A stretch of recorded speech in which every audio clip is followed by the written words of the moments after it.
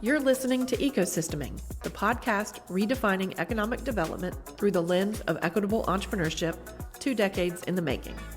Join NC Idea's Tom Rue as he engages with entrepreneurs and experts who are challenging the status quo and driving lasting change. Hello, listeners to the Ecosysteming podcast. I'm your host, Tom Rue of NC Idea.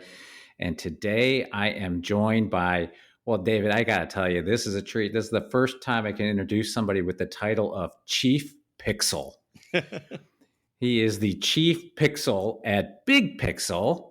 And as you're about to find out, is a incredible asset, frankly, to the entrepreneurial ecosystem of North Carolina, which is why we're very excited to be joined today by David Baxter of Big Pixel. David, thank you so much for joining us today. Well, thank you for that great intro. I'm glad to be here. So I'm not going to tell your thunder. I'm going to let you share your thunder. Go ahead and give the blatant commercial, well-earned and deserved about Big Pixel, what you all do, so that people actually have the context. And then when we start really getting into the ecosystem conversation, they'll understand your well-deserved bona fides. Oh, I appreciate that. So Big Pixel is a custom software design and development company. So we are 100% US based, and we build everything from startups to large business, mobile, and web apps. That's the elevator pitch for you. That's very abbreviated. That's impressive. What makes you better? What makes you better than all the other schmoes that are doing that? So I hesitate to say we're better, even though we are. What separates us generally is the U.S. based. We are 100% U.S. based. We don't work with any offshore people. That is just a personal thing. We made that decision a long time ago, and we've stuck to it. And the other thing that's a little unusual about us is we are fixed fee, which is also, I think we're the only ones. Everyone kind of looks at me sideways and say, how do you do that? We've been doing it for 12 years, so it works. Certainly probably not the crazy margins that some of my competitors probably have, but it's something that we believe in. Our whole thing is transparency. And so we built the company from ground up being transparent, and that goes all the way to the way we do pricing. So if we don't like the idea of hourly pricing, because you never know if I'm dragging my feet for that extra hour or so, if it's fixed fee, you don't have to worry about that. You know what you're paying from day one, as long as the scope doesn't change, we don't change. So that is kind of our shtick. You know, I'm gonna heap some praise on you that maybe you didn't anticipate, but I have to. It's professional admiration. So in my entrepreneurial CV, one of the companies that I had, well, actually a couple of them, we did custom application development. So I did just good old fashioned in the 90s. It was just good old fashioned staff aug work, everything from mainframe programming, COBOL, JCL, assembler, to later distributed client systems and custom app work. And so if you do fixed, what I will say to any potential customer listening is that you must be exceptional at project management and scope management. We try to be. You have to be, or you'd be out of business if you didn't. I can't say we have not taken it on the nose a few times over the 12 years, but it is our belief that we should stand by with what we say we're going to do. And I always challenge people who are time materials, which is 99% of my competitors. I don't know how you do that, in the fact that every client wants to know at least what it's going to cost. Right. Because they got to budget it. They got to budget it. And so when you say it's going to be, $100,000, if you're $150,000, they're going to be very mad at you. So you got to be within the ballpark. So I challenge people to say you're a lot more fixed fee than you think you are. But what I can't stand is when you say, well, we didn't do our job, so you have to pay us more. I don't understand that concept. Yeah. We didn't do our job. We should take that. That's on us. It's a question of risk mitigation, right? Those that do T&M, time and materials, they're shifting the risk to the client. And you're saying, listen, I want to be a value-added vendor, so I'll take that risk, right? Now, again, this is telling a little bit of war stories. So in the one company in my past in particular, we had one Fortune 500 brand who was just notorious at ignoring, scope. Nice. And so after taking it on the chin, as you said, for like 2 years, we actually had to fire them. And when I got dragged into us having the audacity to fire this particular very large, well-known brand, right? I said, you don't understand. When we scope a project, I know I have a target hourly rate I need to make, right? That covers overhead and all that kind of stuff. But because we're always way over on the hours, I've calculated what I call the effective bill rate. There was the targeted bill rate, what I wanted to make on this particular project, and then there's what we actually made, right? So you take that gross number that you held yourself accountable to, but the client didn't, and you divide it by the actual hours you ended up spending delivering that project. And guess what? I'm only losing $19 an hour. Yeah. Right. Yep. And I can't afford to keep delivering thousands of hours of work, losing $19 for every hour. And that's why we were firing them. Now, curiously, they were like, well, you're going to regret that and you'll be back. And we're like, okay. But they failed to factor in the fact that a lot of the work we did for them won them a bunch of Addy awards and other really cool shit at the time. Been there. Yeah. And so somebody came back to that relationship, but it wasn't us. And one of the ways that we stay fixed fee is we have to be picky on who our clients are. And I will say we have learned everything the hard way. I am not a particularly bright individual. So the things I have learned and the wisdom I have has a battle scar usually with it. And so we used to work a lot with marketing firms as a way they would feed us clients. And what we found was over time, again, a lot of battle scars, our incentives were not aligned because they were retainer. They loved the fact when a project dragged on because they would make more money, but we were fixed fee to them. And so they would demand more and more work, but they would not pay us more money. And that incentive, we did a very large website for a large university who will remain nameless, but they don't even know we did it because we were the technical hidey hole in the back. But it was a 9-month project. We did the math afterwards. After 9 months of work, we made $6,000. We're like, dude, never again. So that was a client we had to fire. No, never again. Yeah, I'm sorry, listeners, to take that little meander, non sequitur, but a skunk smells his own kind, and David is smelling pretty skunky over the wires right now. So been there. You got to share those when you can. So let me ask you something. I'm going to jump now to when you were much younger man. You were an Aggie. That's right. Does that mean you're a Texas boy in North Carolina, or? Absolutely. I was born and raised in Dallas, or near Dallas, I should say. Plano, if you know that area. I'm sorry. Oh man, not a fan? I'm kidding. Some places in Texas I'm not a fan of. I lived in Houston for a few years, not a fan of Houston, but I do like Dallas. To me, Dallas is like Raleigh on steroids. It's just much, much bigger, but they have a very similar culture and a very similar vibe. I would agree. Culture stuff, DPAC and the symphony and all that. They have all that in Dallas, and in other cities they don't. I liked Dallas, even though I will say I did get tired of everyone gets dressed to the nines just to go to the grocery store. Yes. I'm very glad I don't have to worry about that anymore. That's a Texas thing. I don't know what that is about Texas. I've heard it's similar, like in places like Atlanta, but Dallas in particular, I've noticed it in Fort Worth. Very, very dear friend of mine works at UT Arlington, and as a matter of fact, I was just down there last month for a board meeting. And it's a good region, and as a metroplex, the DFW area, it's I think the 5th largest in the country, and in like 10 years, it's going to be in the top 3. It's 8.8 million. I just looked that up the other day, which is way bigger than when I lived there. It's double the size it was 20 years ago. What is funny, growing up in Plano, which is for some reason, it became very attractive for very large companies to move their headquarters down there. And this is a true story. So JCPenney's moved down there when I was in high school, and some other people didn't want to move down there from New York, of course, because they didn't think we had roads and that we all rode horses everywhere. So almost 5 million people living in Dallas, and we're like, no, we got the roads thing down. It was pretty funny. Anyway. Yeah, it is. I managed an office in a venture-backed company that I was part of. We had a pretty large office, about 45 people in Dallas in the warehouse district. So I spent a lot of time there. All kidding aside, my biggest complaint is just the heat. Oh yeah, I hate Dallas summers more than any other summer. I've lived in several places now. That's the worst. Even worse than Houston. And people will argue with me, but I will stand on that ground. It's the worst. Yeah. All right. So, and I too am a transplant. I'm just a kid from Cleveland, Ohio, where there's a lot of people from Ohio. Frankly, there's been a ton of people from Ohio going to the Outer Banks for like 40 years. My first visit to the Outer Banks was 1972 when I was a wee pup. And it's weird. You go up in Northeast Ohio, like one in every 3 to 4 cars will have an OBX sticker on the bumper. How funny. Wonder how that got started back in the day. I do not know, but it's prevalent now for sure.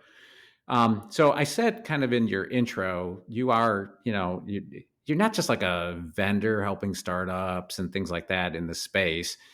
You're committed to the ecosystem. I think are you an LP in the Wolfpack Investor Network?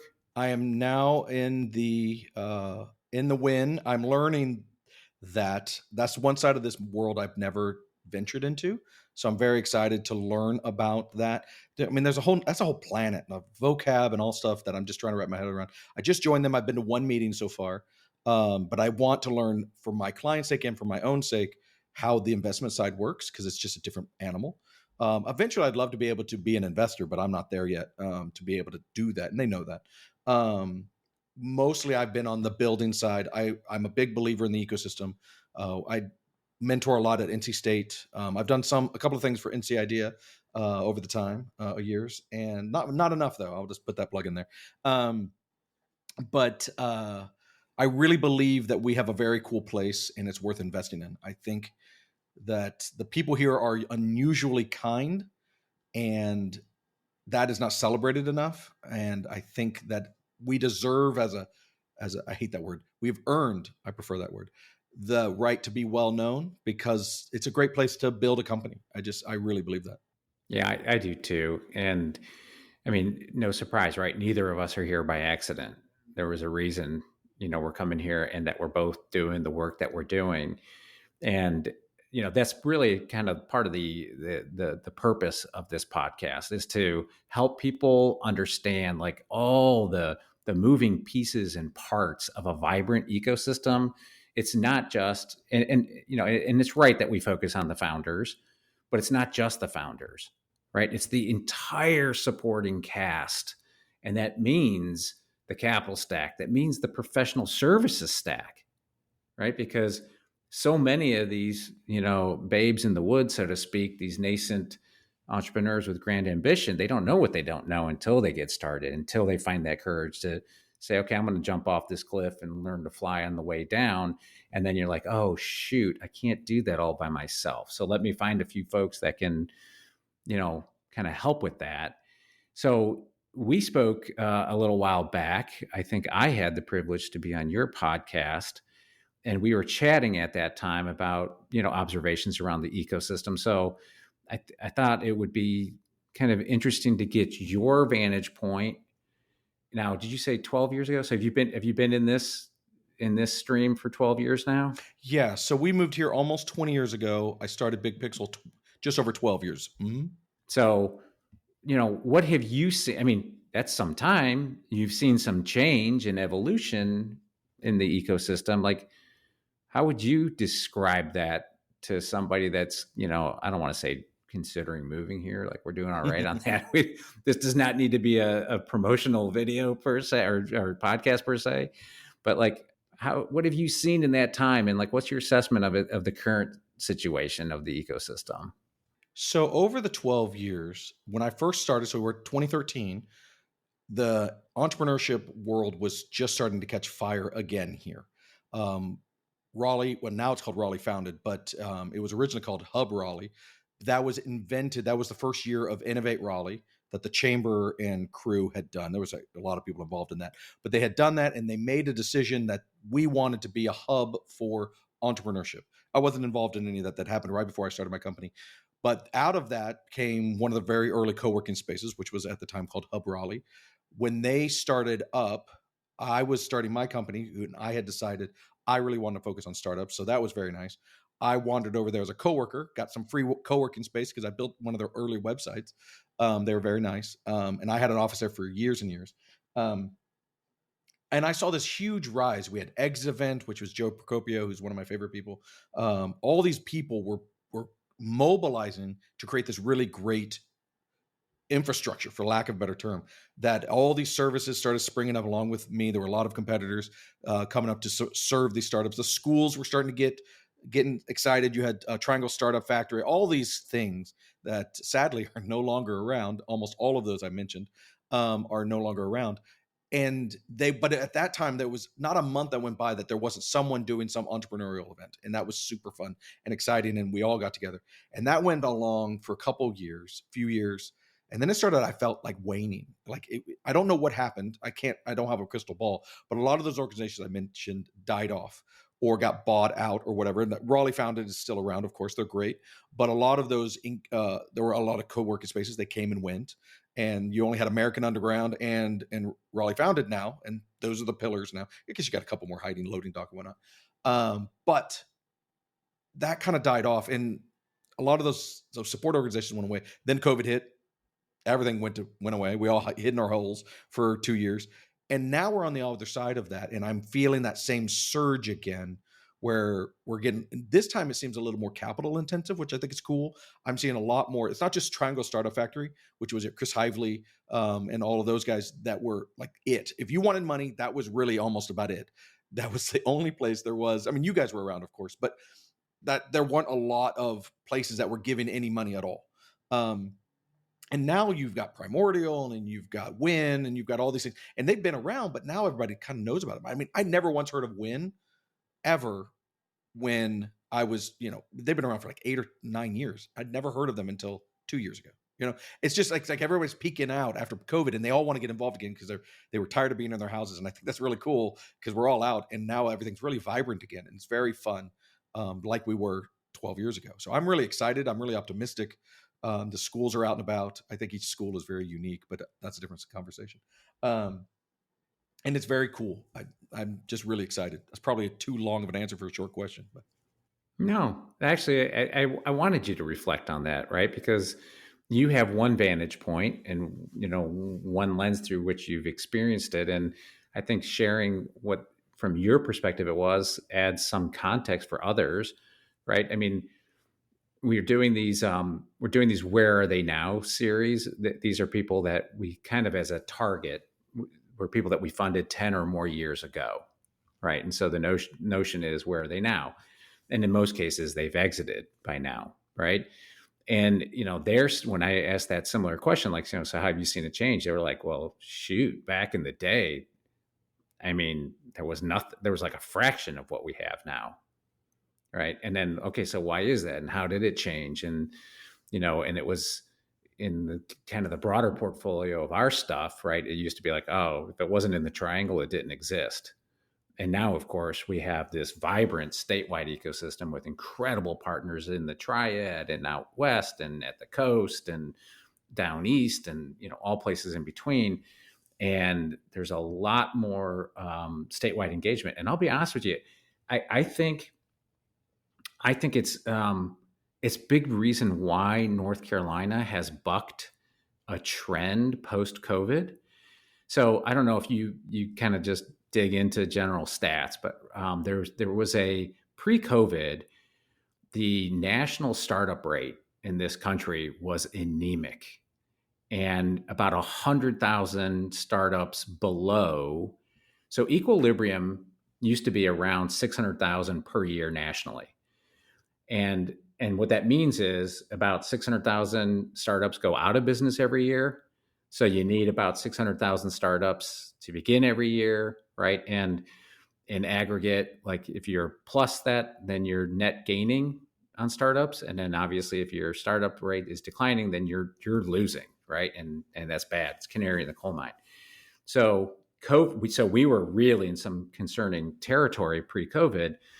COVID hits, and then all of a sudden we see a surge in startups nationally, right? So conventional wisdom was like, oh, that's, what we use terms like survival entrepreneurship or necessity entrepreneurship, right? My company went out of business, or I can't go into an office, so I'm going to start something. And in a lot of cases, there was some truth to that, right? And there's the answer to this continues to evolve because conditions on the street continue to evolve, right? North Carolina, I think, was different in the sense that we saw that spike and then it continued spiking. Now we're still at this level of over 170,000 in the state, even when now nationally we've seen the peak around 2022 and it's now declining nationally. But North Carolina is bucking that trend. We're staying, well above as a percentage the national average. And I think it's because of the strength of the ecosystems, right? That initial energy spike that you kind of alluded to, that kind of ebbed, right? After a while, that initial surge. I remember we are now physically located in the preeminent Black co-working space in the Triangle called Provident 1898. Prior to that, we were part of American Underground. And I remember back in those days, talking with the management, so to speak, over there, they were kind of struggling in the middle years to get over that sophomore bump, right? In the early years, like 10 years ago, you were right. There was so much energy and everybody was like going off, and exit events were really cool. Oh man, I remember those. I remember I met Laura Baverman at an exit event. Yes. And I tried to hire her. And believe it or not, I couldn't compete with that fat salary at Pendo. I can understand that. I can understand that. Our loss was Pendo's gain. For sure. Because she was incredibly gifted, and and what Joe was doing with that media property was really good, and all these engagement points. You're absolutely right. But then there was this kind of energy spike, and then it's like, okay, and again, when we were tenants at AU, I remember us just having some beers up on the roof, going, how do we keep that sexy? How do we keep that energy going? And it kind of takes a little bit of a life of its own, and there's all these externality factors that impact that.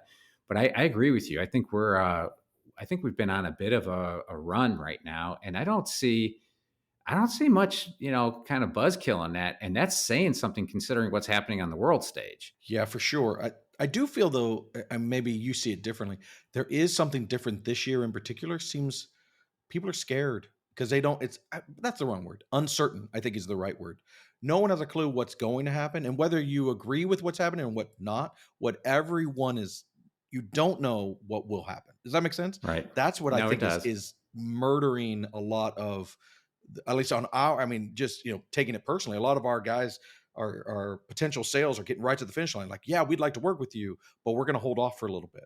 I'm getting that more than I have in years. And I can only think it happened a little bit last year with the election. They didn't know who was going to win, and that's a huge difference. And then when Trump won, big spike in excitement. And now it's a huge dip in uncertainty. And people are having a tough time shaking that off. I don't know how that changes, because I don't think he changes, right? And not a political concept. That's just him, right? He's mercurial by definition. And so I'm very curious how this all shakes out. But I will say, on the same time, we do seem to be resilient on the startup space. I mean, NC State is on fire with the ideas and the technologies coming out of them. It's amazing. All the stuff that is just continually coming out of that. The students are always excitable, right? I love that. That passion is contagious. That's why I love working with startups. And I would assume the other schools don't talk as much. That's why I only know NC State, but I'm assuming the same as at Duke and at UNC, where just the startup vibe is hot, and that's very cool. Oh, I can tell you without question, UNC Wilmington, that ecosystem on the coast is unbelievably on fire. And of the last 5 years, it's been surging. And your point on the uncertainty, I recently participated in an event in Washington, D.C. with the vast majority of the North Carolina delegation. So Senator Tillis, Bud, all of the House representatives. And it was kind of a closed thing for the state of North Carolina. It was billed as an economic development summit.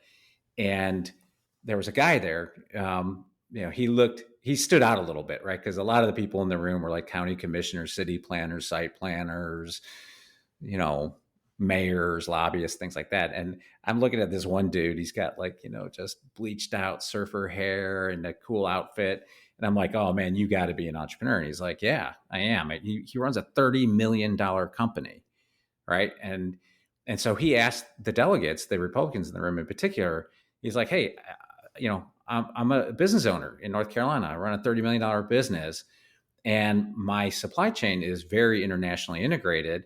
Over half of it comes from Southeast Asia, specifically South Korea, and Vietnam, I believe is what he said. And he said, like, how the hell do I plan around all this tariff uncertainty? And, when you're in DC, you have to kind of put on this cloak of cynicism. You kind of like expect it because of just the nature of the hand-to-hand combat there. I got to give, like the Democrats that were on the dais were like, oh, we're going to let our Republican friends take that question. Sure. Right. And to their credit, maybe credit's not the right word, but I'll say it anyhow, to their credit, they didn't blow smoke up his skirt. They said, we don't have a satisfying answer for you.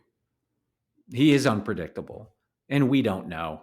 And we're not going to pretend to tell you like, oh, this too, buy less pencils and satisfy your kids with $2 instead of 30. Yeah. Oh yeah. Like they weren't given the standard thing. Now it was kind of a closed thing, closed session, to use a legislative term. So they could be a little more honest, I think, than they might have been if there were cameras rolling. But I respected that. So I can see when you said it, like there's a little bit of uncertainty and people are a little reticent to commit because of the uncertainty. And you know what? They're going to figure it out, right? The one thing I shared with the team when I returned, they said, like, any big takeaways? And I said, yeah, there's one big takeaway. What you see on TV, the avatars, and how, the media pitches it.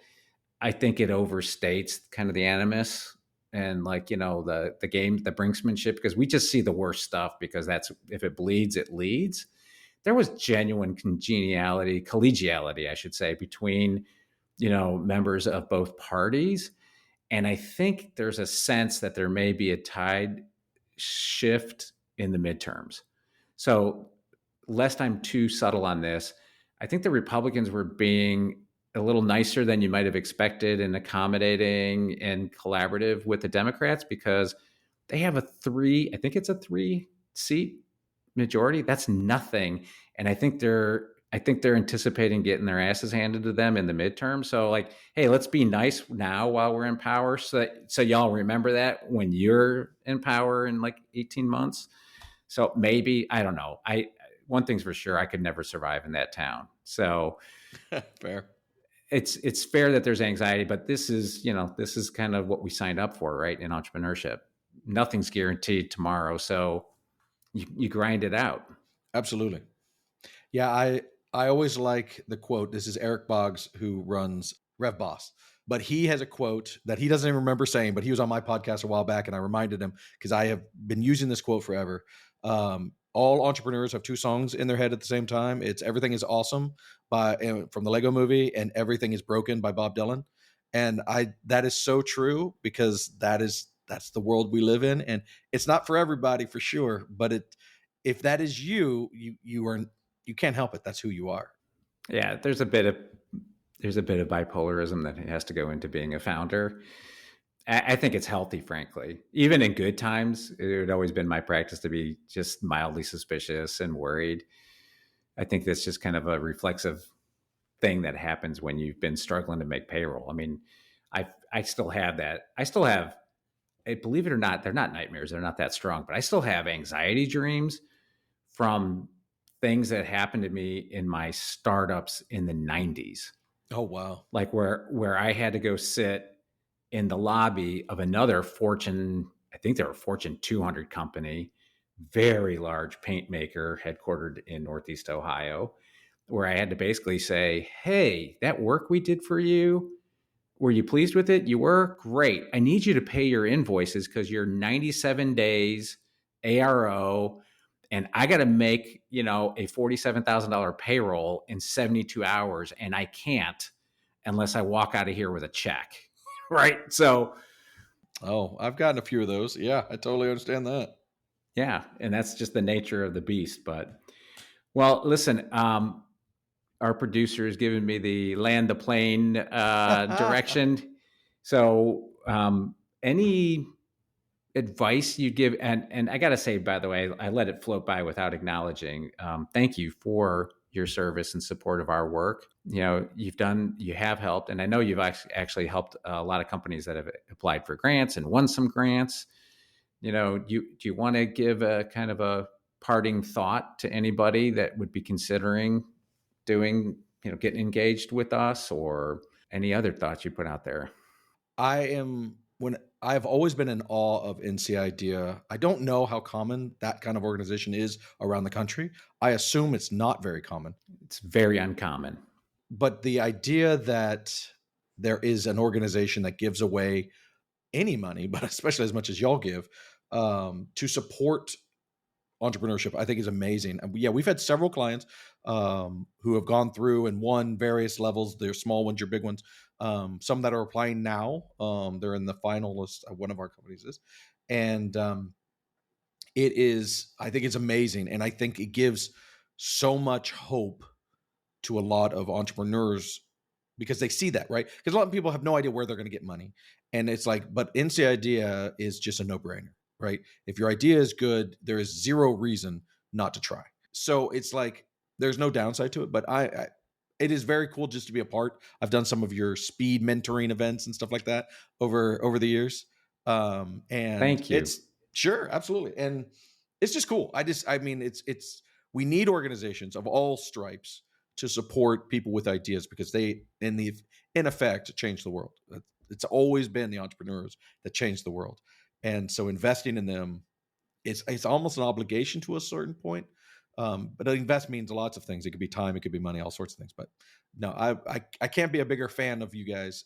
I appreciate that. I mean, I couldn't agree more. It's a privilege to do this kind of work and to be, bumping into folks like you, and the fact that, we have well over 200 mutual connections on LinkedIn and other touch points in the ecosystem.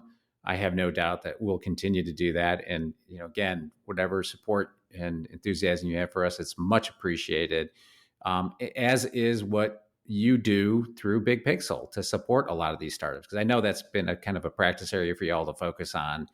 And it's one of those things that are taken for granted in certain ecosystems, but are vitally important because they need that support at the very beginning. So thank you for what you do in that regard. Absolutely. I think on a party note, I think a lot of times you'll see a lot of these events and stuff, and they're like, this is founders only this or founders only that. And I'm like, that makes no sense. I mean, founders only events, sure, but you need those lawyers. You do need those accountants. You need those developers. You need all of those people who circle around the entrepreneurs, or they don't exist. The marketers, the branding, all of those service companies. Your founder won't work without them. So why are we being excluded? There is something about like the shyster feel that I don't like. It's rare, but it does happen. I think we need to accept that this is all critical to the whole process. It is. And it really speaks to the old adage, if you want to go fast, go alone. But if you want to go far, you need a team. There you go. And that includes people that are also external to your organization. So David, thanks again. Great catching up with you, and I'll see you around the ecosystem. Sounds good. Stay connected with NC Idea on LinkedIn and Facebook, and subscribe to our newsletter for all the latest as we celebrate our 20th year. Catch new episodes of Ecosysteming every other Tuesday. Thanks for tuning in and being a part of this thing of ours.